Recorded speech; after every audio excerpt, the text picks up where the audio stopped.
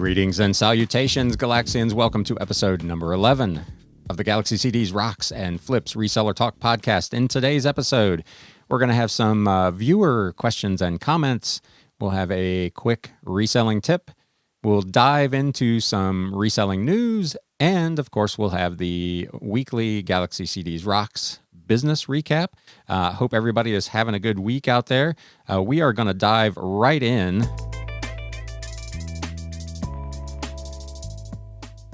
to the viewer/listener questions and comments. Timmy P commented that he says, you've probably got this on your list of possible topics, but it might be cool to show like a 2-minute walkthrough of your organization system with something like CDs and books. I'm curious as to if you organize them into bins or shelves. I probably will do that. I was commenting to someone the other day that my warehouse areas look like a tornado went through them. They're a little chaotic, but everything is labeled and I know where everything is. So I will probably do that maybe in the next couple of weeks. Just give you a quick primer on how I organize my stock. Obviously with something like CDs where I'm dealing with hundreds, if not thousands of them at a time. They have to be somewhat organized or it's going to be murder when you try to find it. And I've talked about that previously.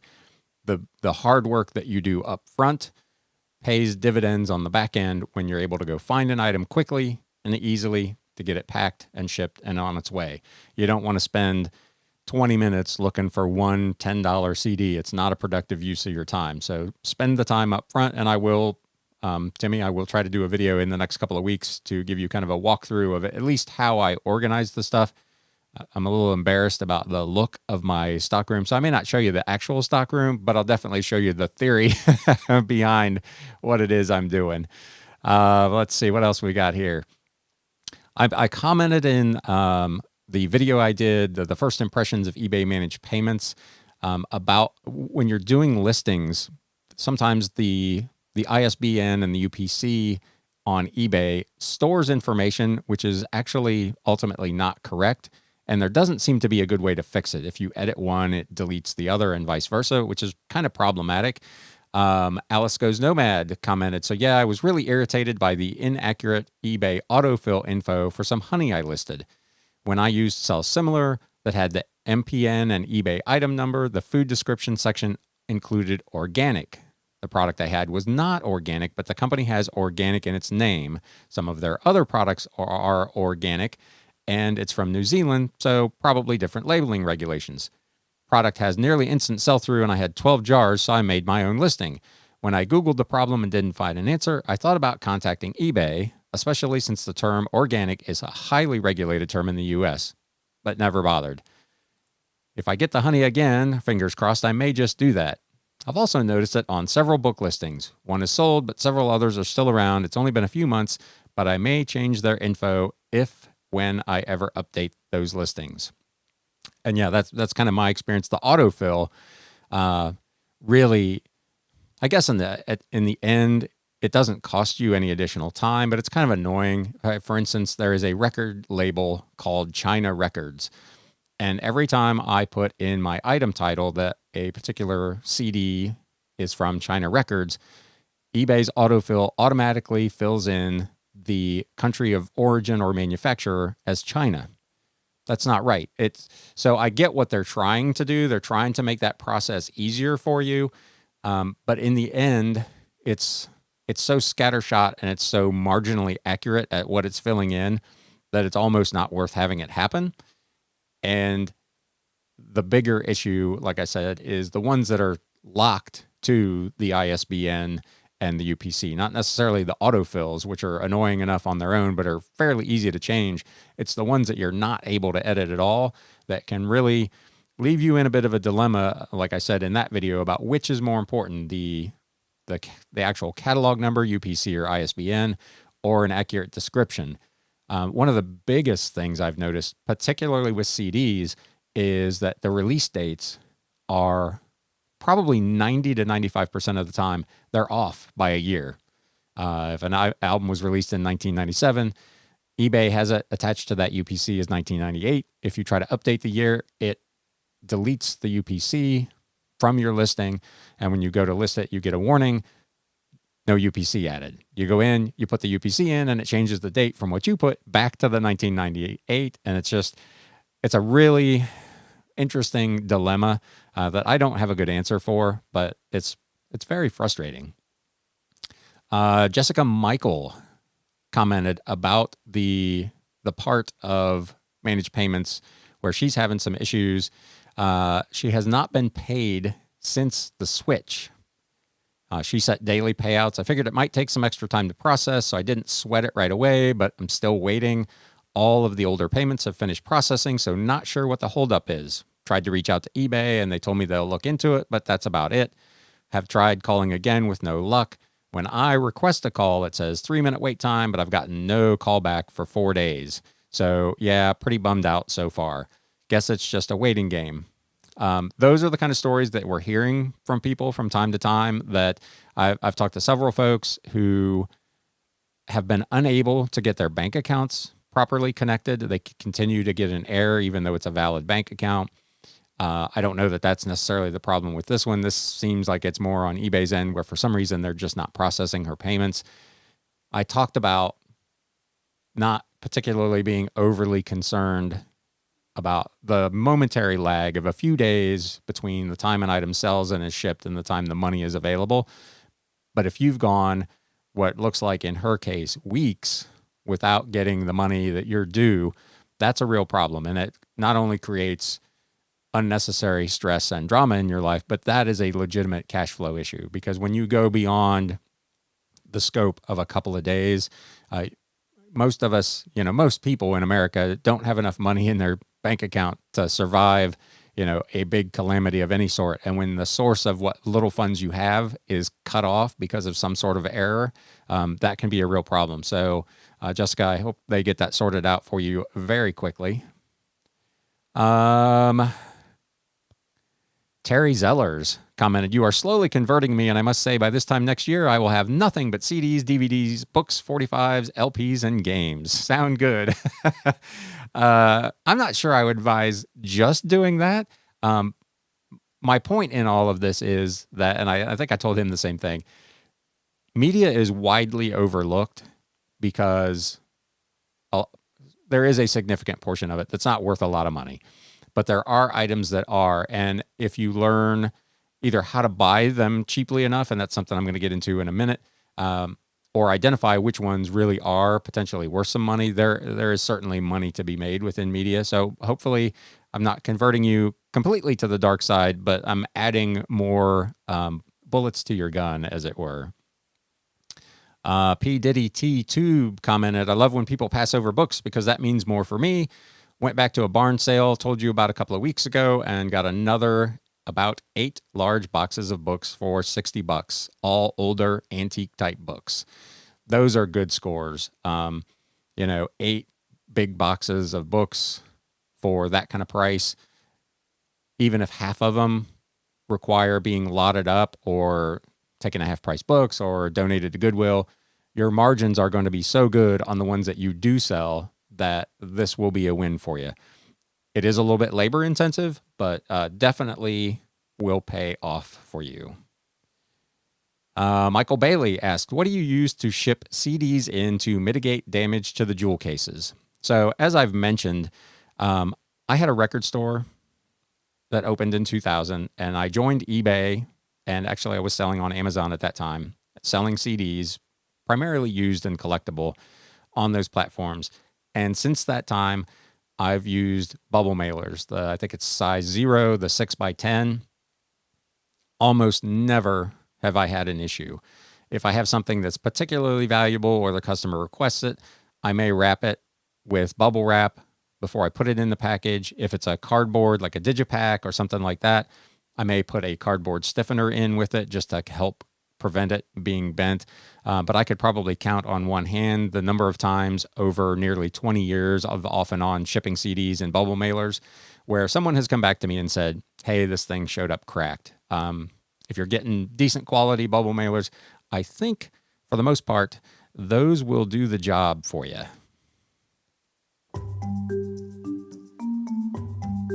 Let's jump in. Speaking of shipping, to a quick reselling tip. I think it's really valuable to organize your shipping area as best you can to be as efficient as possible when you're doing shipping. Much like when you don't want to be spending a lot of time looking around for a product that you just sold, there's no point spending a lot of time looking around for the right kind of packaging to ship the item in.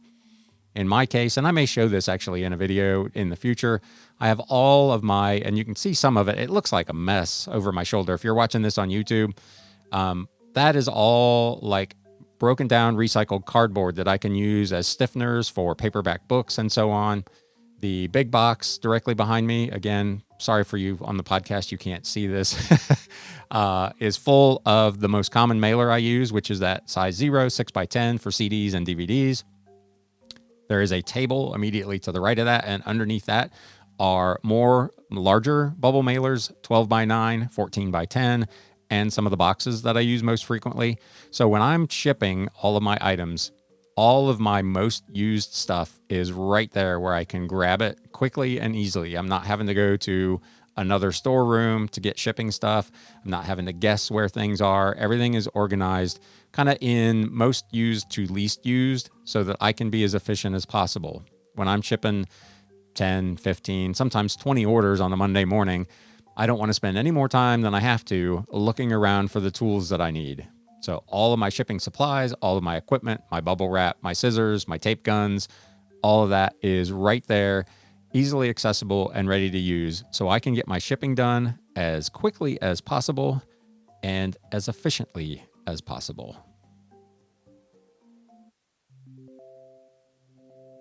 And with that, we're going to take a quick sponsor break. Quick thank you, as always, to Timmy P and to Alice Goes Nomad, who are individual contributors to the channel. I appreciate it very, very much. Thank you. And with that, let's take that quick break. News updates. All right, let's get into the news. The big news this week was from eBay. The 2020 Fall Seller Update came out.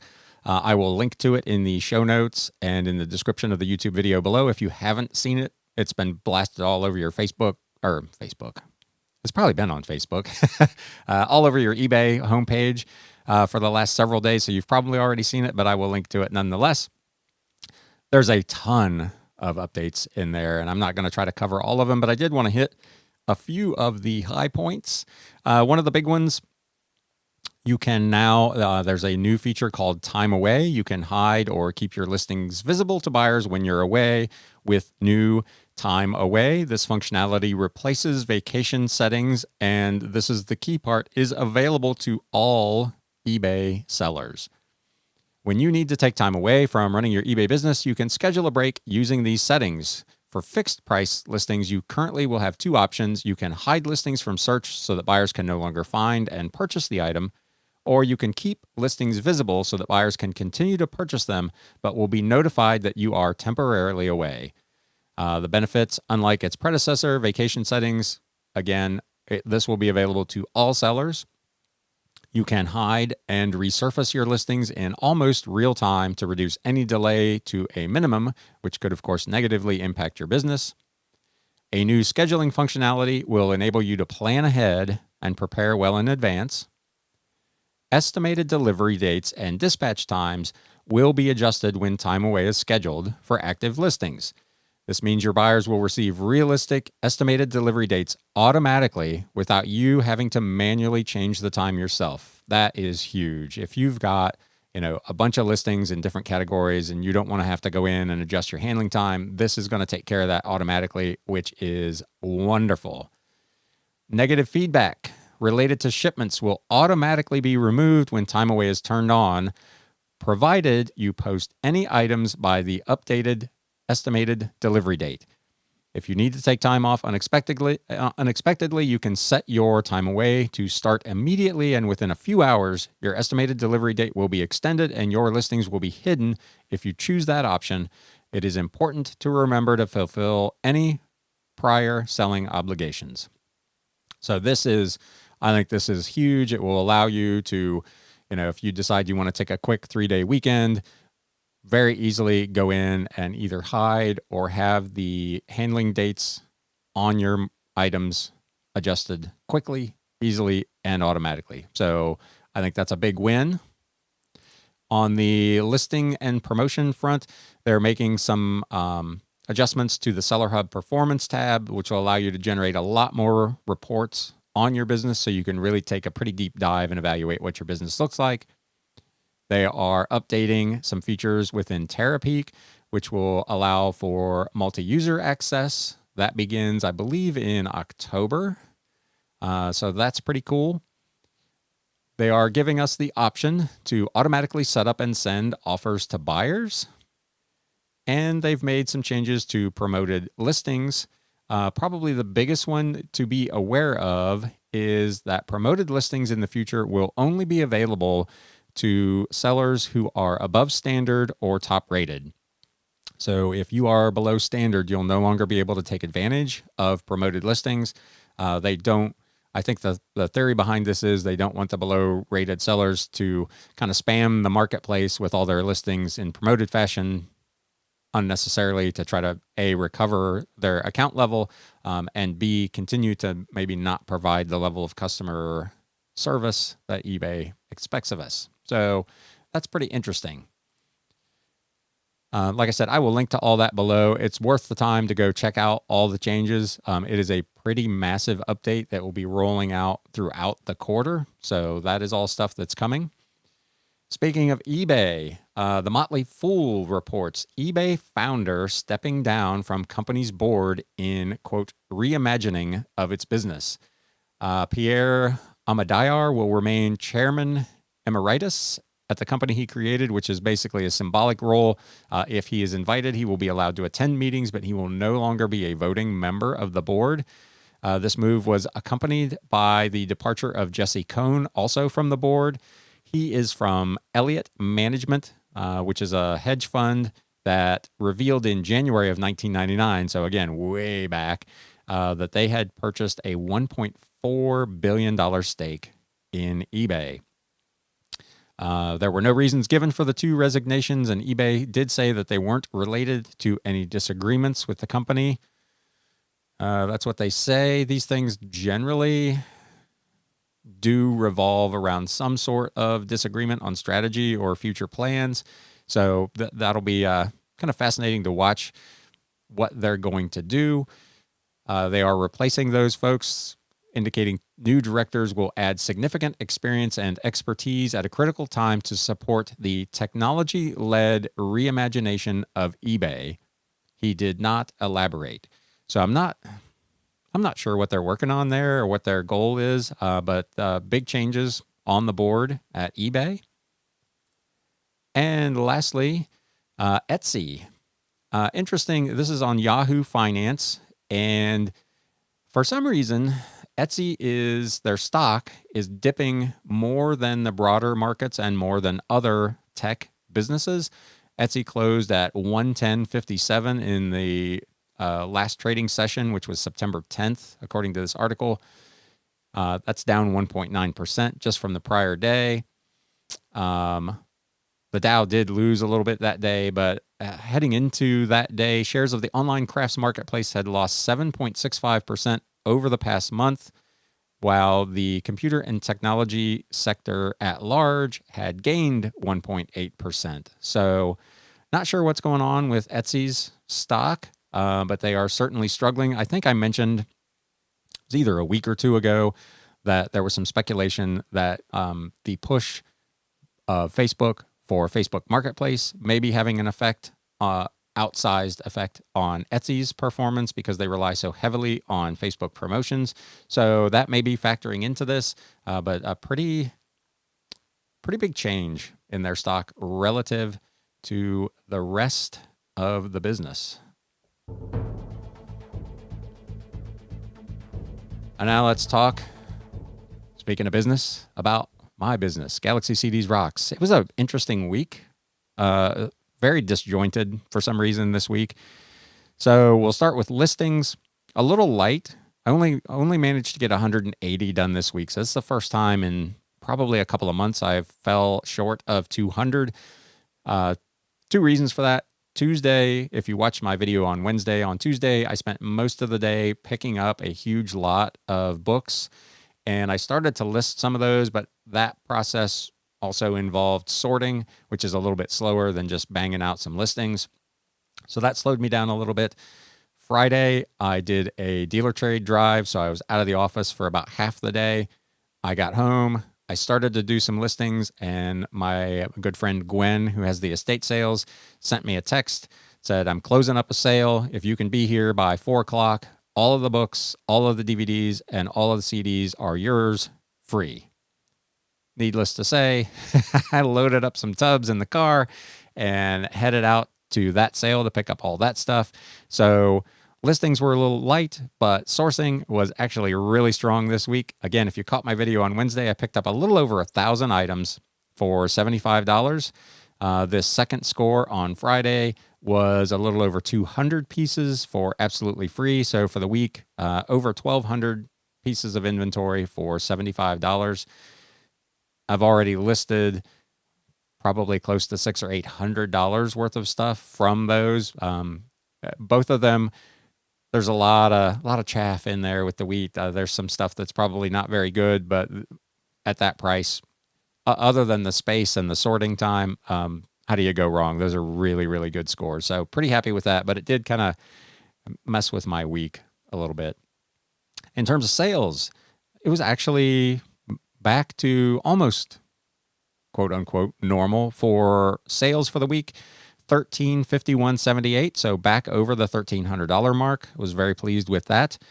Cost of goods sold for the week, $76.91, which was a little higher than normal. I'll talk about that here in a second. So the total gross profit was $1,274.87, or 94.31%. If you've been keeping score at home for the last month or so, that number has been in the 96s. I sold a big lot of Skylander figures that I had acquired at a loss just to get rid of them. It was a bad buy.